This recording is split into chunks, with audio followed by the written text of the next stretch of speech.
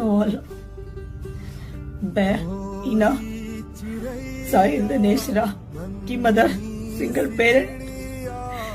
मैंने अपने बच्चे को 23 साल से एज ए सिंगल मदर पाला है और एक रईसजादे की स्कॉर्पियो जो कि स्पीड की रील और स्टंट मारने के लिए अपने घर से गाड़ी लेके निकले थे अनलाइसेंस्ड। उस लड़के को गाड़ी चलानी भी नहीं आती। He was unlicensed driver.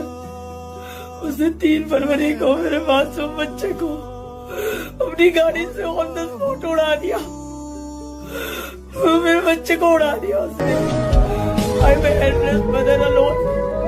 I request all media and people of Dwarka to come forward to help me, please. I request, I beg as a mother, please save your children.